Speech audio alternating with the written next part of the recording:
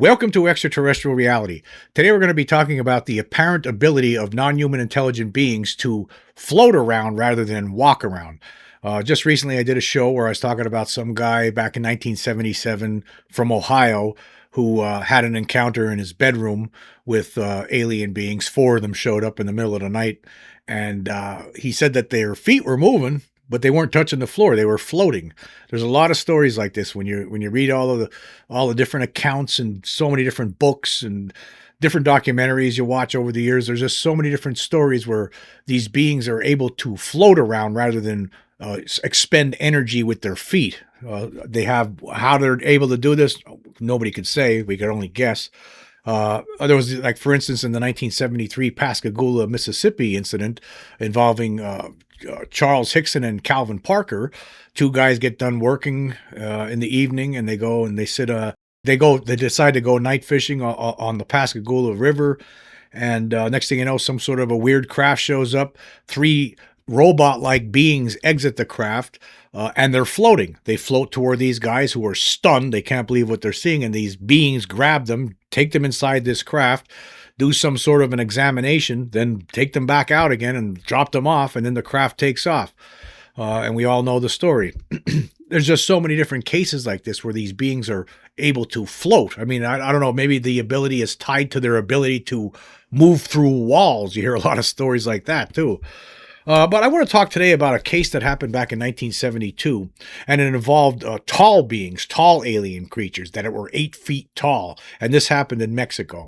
It was first reported by the Aerial Phenomena Research Organization, or APRO, which is now defunct, and that's where the story first showed up. And this was from the APRO Bulletin from 1973. And the headline for it reads, "Occupant Case in Mexico." It says the following information on a sighting which allegedly took place on the 18th of August 1972 came to light in May of 1973. Mr. Raimundo Velagas Alvarez, an expert mason, and his assistant Pancho Torres, 18 years old, were working on the roof drain of a resident of Iztapalapa when they heard a humming sound which they paid little attention to because they thought it was a radio tower in the vicinity. Shortly, however, they realized that the ordinary sounds heard in the daytime, such as radios, birds, and domestic animals, had ceased. The silence was stifling, Alvarez said. So just imagine these two guys are working on the roof. They hear a humming sound. I heard that humming sound. A lot of people who encountered UFOs and aliens heard a humming sound. The only difference here, these guys never saw a UFO, but they did see apparent UFO occupants, and in broad daylight as well. So this house that they were working on, so apparently they were outdoors on the roof of this house. It was a second story, and they're fixing this roof drain. And I'm assuming they had ladders there or scaffolding. The article doesn't provide that information. But whatever the case, it was broad daylight, 2 o'clock in the afternoon, and then they see 175 feet away from them walking. There were these two 8-foot tall beings, except they weren't walking. They were floating. It says here, the time was 2 p.m., and Alvarez then spotted two strange figures some 50 meters or 175 feet away. They were tall, about 2.5 meters, according to Alvarez, dressed in bright silvery clothing which somewhat resembled fish scales. Alvarez and Torres were working at the second floor level, and the figure's height seemed to exceed the level where they were working, which was in excess of 7 feet, when 2.5 meters makes, that's better than 8 feet. It says here, the two men at first thought the men were wearing costumes, and Torres said, "Those are masks. They are going to a costume dance." However, the creatures approached the highway, and Alvarez and Torres got a very good look at them. They were broad men, much more so than is usual, slender, the rounded head long and enlarged near the chin, silverish in color and very bright, with two round greenish bump protuberances in place of eyes, small ears, no visible mouth or nose, hands with 4 fingers with pointed ends, large webbed feet like those of a duck, and upon walking they seem to float in the air, Alvarez said. These beings sound familiar, don't they? Alvarez said that they had time to observe these details because the two creatures were in the area for about 5 minutes. After they approached the highway, they flew toward the two men, whereupon Pancho grabbed the shovel and held it defensively, while Alvarez, who was holding a trowel, held it in front of himself for protection. At that moment, a lady carrying a container of milk came around the corner and the creatures flew toward her. A great deal of dust raised from the ground and the two entities disappeared into it and were not seen again. Now, the story doesn't say whether the lady carrying milk who was seen walking around the corner ever noticed the creature or not. But Torres and Alvarez saw it. Both of them saw these creatures. After the occurrence, both Torres and Alvarez were extremely nervous, the younger of the two claiming to have had nightmares. Ultimately, Torres moved to another town, and although Alvarez did not change his residence, he says he is extremely apprehensive that he might encounter the strange creatures again. No vehicle was connected with the sighting, but the floating or flying characteristic has been noted in the past in cases involving UFO occupants. So I guess the question becomes here with these kind of cases is, how are they able to do that? I mean, we know that the aliens are really here. We've talked about it all the time on this show. We have evidence now that shows that for a fact. And but this is something that happens a lot in these instances. They're able to float. I'm assuming, what do they got? I mean, is there some? Are they manipulating gravity? Do they have something on their belts? Are they using telekinesis? Maybe. I mean, how are they able to do it? This is why I believe the scientific community needs to. You think they'd be interested in this kind of stuff, but for the most part, a lot of them aren't. I would say over 90% of them won't sit down and look at the evidence that's already out there and conclude that, oh yeah, there's something here with this and we're not alone. They're just look at all the reports to this point in time that we have of people encountering these beings, some of which are able to float around. And that's not even the talk. We're not even talking about the ones that probably the same kind of beings are able to move through walls somehow. Is it connected with their ability to float around? Who knows? It's all we can do is speculate on these things. Are they manipulating gravity somehow with something that they wear on their belts? Are they using some sort of a localized distortion of space-time somehow to create lift? A lot of witnesses talk about how they're the way these things move sometimes, it's like they're gliding on rails or on an invisible track. That's what it seems like. That's how they move, according to some witnesses, when they see these creatures. Now, when you look at the one from the Compton alien video, that thing looked like it was walking, right? We talked about the Compton alien in several different shows throughout this year. And that was something that happened this year, actually in June. And it was something that was captured on a Ring camera. But that thing looked like it was walking with its feet. It looked like it was, traipsing back there. We can't say 100% that it was an alien. I think it was, right? But I think there's a small chance maybe there is another explanation for it. But I don't really think we'll ever find that other explanation. I think that this was probably an alien in the Compton video. But that thing was walking. That's what it seemed like to me. Maybe it lost its anti-gravity belt when it fell off the roof. And maybe here's another thing, that maybe they're using electromagnetic power somehow. Maybe that's what it is. Maybe they're using an electromagnetic field to repel themselves from the ground. Maybe that's how they're capable of doing it. Or maybe they're somehow reducing the inertia that's around their being, right? And that makes it seem like they're able to move with no effort. Somehow they're able to do that artificially. I mean, all we could do is guess. Or maybe it's biological. Maybe it's some ability that maybe these things were insects. They're actually evolved from insects, and that's what they really are. I mean, they look like insects, a lot of these things, right? Maybe they just over time, maybe they were able to amplify these abilities somehow, or maybe engineer it in a way where there's insects that they're able to hover with. In this world right now, there are insects out there that could hover without using much energy. They could just hover. Maybe these things are the same way, and they're able to do that when they first started off. And over time, they evolved to the point where they're able to, now they're technologically intelligent creatures, and they figured out a way where they could, they don't need to use their legs to move around. They're able to hover somehow, and that's how they move around, float. Or they could be using some sort of anti-gravity devices on their body, like a belt around them that they wear, or implants inside them. I mean, how are they able to do this? There must be there's something behind the trick. It's not magic. There's some sort of technology or ability or some biological ability. There has to be something out there that explains how they're able to do this. And that's why I wish the scientific community would be more interested in this in this subject, because they would be looking at this and trying to figure out, okay, how they would be able to give us better answers than what I'm not a scientist, right? Maybe it's just telekinesis. Maybe that's what it is. Maybe they just their minds are so advanced and so powerful that they just whatever they think they could make it happen. They could move things with their minds. I mean, there are a lot of abduction cases. A lot of abductees talk about these beings able to move things without touching them, causing people to rise on their beds without touching them. Are they perhaps using telekinesis like Yoda or Luke Skywalker in Star Wars? I mean, is that what they're able to do? They're doing something, and there has to be an answer behind it. And I can assure you, it's nothing to do with there's a either it's biological, and I would think that that's probably not the case though, but it could be, or it's something that they invented, an implant, some sort of a technology that allows them to float around like this. And it would be nice to find out what it is that they're able that allows them to do this at some point in the future. Okay, moving on. I want to share a very strange story that I had received from someone, one of my subscribers.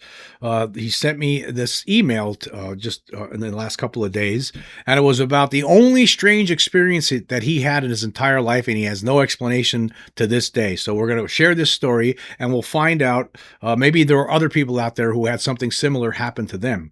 And now we're going to use a pseudonym for this person. We'll just call him John. Okay. And this is what he wrote. This is what John wrote to me. He says, I want to tell you the one paranormal experience I've ever had in my life. When I was about 9 or 10, my brother got very sick. It was to the point that we honestly wasn't sure when or if he was going to get better. He was unconscious with a very high fever. During this illness, I went into his room just to check on him. When I opened the door, I saw a man in brown and orange robes leaned over him with his hand on my brother's forehead.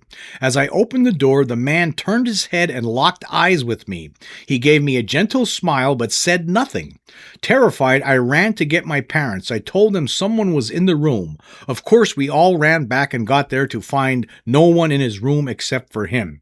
Here's where the story takes a wild turn. He's awake and starting to sit up when we get there. My mom goes over and feels his forehead, and I remember saying, his fever's broken.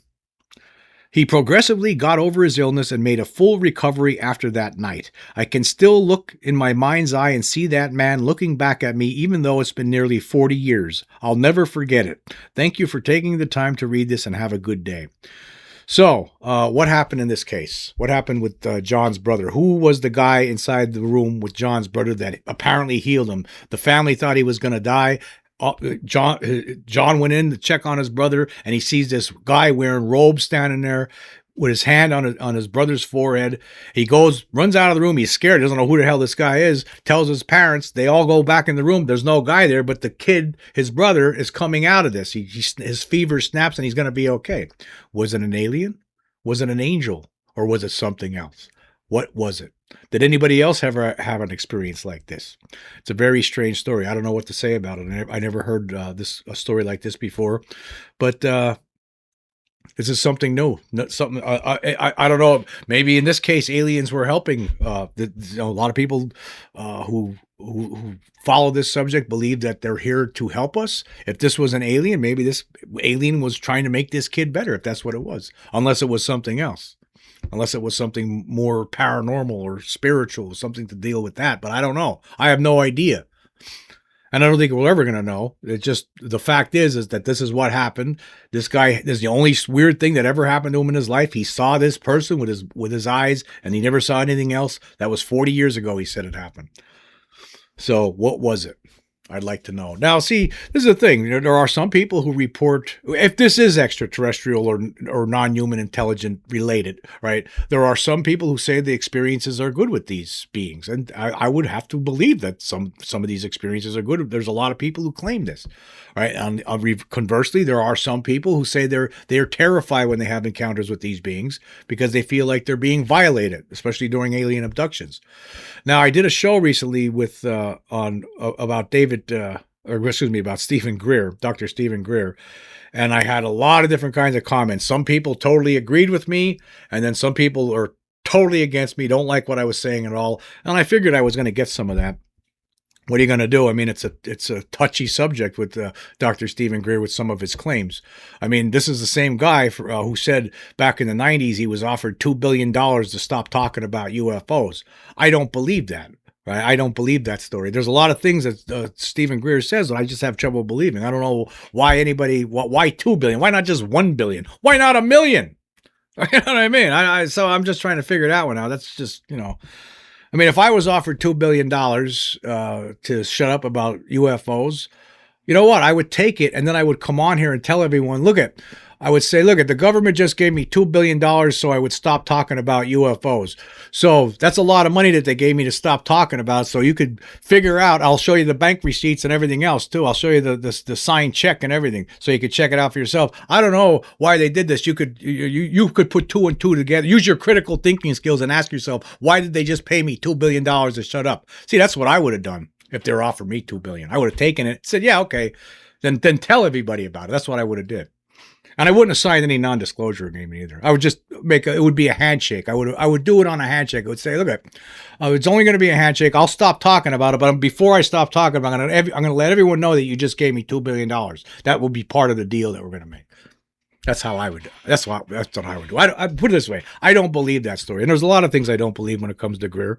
I don't know where he gets his information or how he reaches these conclusions, conclusions that he says are assertions. But I just want to read just to give you an idea of how some of the comments I received on this. There was this one here from Will Kelly S9E. He writes, because I was saying in the video, I said I think that this whole idea that one of the things I was talking about in that show was that Greer believes that all these terrifying alien encounters that people have are all the government's behind it. It has nothing to do with the aliens, which is totally absurd, right? But this guy here thinks I'm crazy. He says, insane to you? How stupid can you be? It's quite obvious who butters your bread. Is it? Who's buttering my bread? Who? Anyway, let's talk about facts. If they wanted to destroy us, the aliens, strap one of their engines to an asteroid, game over. I can come up with many others. You're an uneducated person when it comes to basic physics. Either you lack basic insight or you're a funded opposition, which I think you are. You've been programmed willingly or you're working for them. That's my response to this. I have to laugh. I've been programmed willingly, or he actually believes that I'm funded opposition. I like to know who's funded me, right? Because I'm not getting any funding from anybody, right? The only funding I get out of this is a few bucks that I get from Spotify and YouTube every month from the ads that run on there, or from the premium subscriptions. If a lot of people watch this, that's all. I don't even use any sponsors or nothing. And I also want to point out that I do make a few bucks every month from people who contribute to my channel on Patreon. I want to say to those people, thank you very, very much. But outside of that, nothing. So this guy has no idea. And see, this is what happens when people really don't know what they're talking about. This is what you get, right? Yeah. This guy. Here's the thing. Nobody could say, right? You do not know what the intentions of these beings are. If they wanted to destroy us, I'm sure, they could throw an asteroid at our planet. That's true, right? But what if they want to live here? What if they want to get rid of us a different way? What if they just want to take us over slowly? Maybe that's what's going on. You never think of that.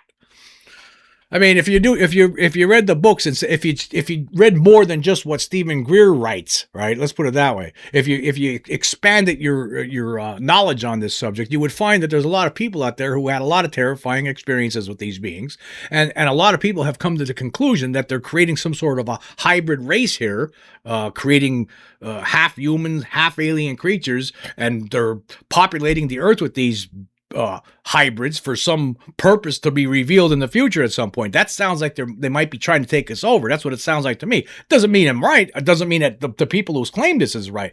But we just can't say for sure. I hope that's not the case. I really hope. Actually, put it this way. I actually hope Greer is right. I actually like Stephen Greer. I do like. I like to. It wasn't for him, right? He was one of the earlier people talking about this in the 1990s. I hope that he was. I hope that he's right about some things, but I know that he's not. There's no way he can know some of these things that he claims he knows. He just can't. And there's one other thing I want to touch on here today too. Was like I did get several complaints from people on YouTube. I don't think I got any on Spotify. I got several complaints on YouTube with regard to my recent show where I was talking about Dan Aykroyd discussing the Vegas alien incident. Okay, on that episode, there were several comments that I received where people were accusing me of clickbait because when they went to watch the episode, Dan Aykroyd was not in the episode. Now, let me just tell you, after seeing a couple of these comments, I was like, you know what? Okay, uh, that's a mistake on my behalf. Okay, I did. It was an innocent mistake, though. Okay, I say the headlines: Dan Aykroyd discusses the 2023 Las Vegas alien incident. That's what he did. He was discussing it on his show called "The Unbelievable" with Dan Aykroyd, and the point of that episode was to talk about how they only talked about it for 3.6 minutes. That was the whole purpose of that episode. And I talked about there's a lot more evidence to this case that they did not even touch. They didn't even mention it during that show, just like in several two other History Channel shows recently. That was the point, but it was an innocent error. I wasn't trying to. It wasn't for clickbait. But let me just say this: if it was clickbait, I'll say this at the same time, and this doesn't happen with every episode. Let me tell you something. I received so far. Okay, yeah, let's look at this. I got 179 new subscribers just from that new episode, and when you look at that compared to the episode that came after that. I only got 2 episodes for the episode that came after that, and that was with regard to that episode there. Critical thinking skill deficits prevent people from accepting the ET NHI reality. I only got 2 new subscribers for that one, and the one before the Dan Aykroyd one that had the picture of the succubus from the stars on the cover. Let's see, I got 9. So I would say most people who came to that episode, new people, right? They didn't feel like they were getting clickbaited. That wasn't the purpose, right? I wasn't trying to make a headline that was clickbait. I've been talking about this Vegas case. I don't know how many different shows are in the playlist. Over 70 right now, and it's actually more than that. I talked about it. To be quite honest with you, there's some episodes where I talk about it where it's not in the playlist. So. I've been talking about it all the time, and all of a sudden, Dan Aykroyd, one of the biggest comedian stars we have, right, in this country, he's talking about it. Well, of course, I'm going to talk about what he said, that he said it, but I wasn't trying to mislead anyone. Let's just put it that way. And I'll say this: there were almost 180 people so far who joined my channel, who start following me because of that episode. They were watching that episode and they became subscribers just because of that episode. More so than the 2 episodes that bookcase it. Let's just put it that way. So I think most people knew what I was doing here, knew what I was talking about. And if you read the description, one other thing. Let's talk about the description here. In the description, I wrote, famous actor and comedian Dan Aykroyd, who for years has publicly expressed a deep interest in the UFO phenomenon, broached the subject of the 2023 Las Vegas alien incident recently during an episode of The Unbelievable with Dan Aykroyd. That's what I wrote in the description. I wasn't trying to clickbait anybody. I know it might seem like that, and for some people, that's what they felt like, and I'm sorry. It wasn't on purpose. I'm not one of those types of persons. However, I try to make interesting thumbnails, and I do try to make titles that fit with what I'm going to be talking about. I don't even listen. YouTube and they try to make me say something else for in an effort to get more clicks. But that would be, and some of the suggestions I get, they would be misleading. I wasn't trying to mislead anybody with that. Just want to point that out. Although I do see how some people might have felt that it was clickbait because Dan Aykroyd was not on my show. But then again, a channel that has on YouTube that only has 14,000 plus subscribers. On Spotify, I only got over 10,000. So I don't think Dan Aykroyd is going to waste any time on a channel that's small. Okay, that's one thing. And I think a lot of my subscribers, people who are already subscribed, I think that they probably knew that I didn't have Dan Aykroyd on the show to talk, right, as a guest. I wish I could get him. I really do. That's maybe someday in the future, right? He would agree to come on here. I would love to talk to Dan Aykroyd about this whole situation. I'd love to show him the evidence that we have been talking about in here and then see what he says, right? The stuff that the producers at the History Channel didn't show him. I would love to do something like that, believe me. Anyway, I just want to say this. I want to say thank you all for joining me today. Until next time.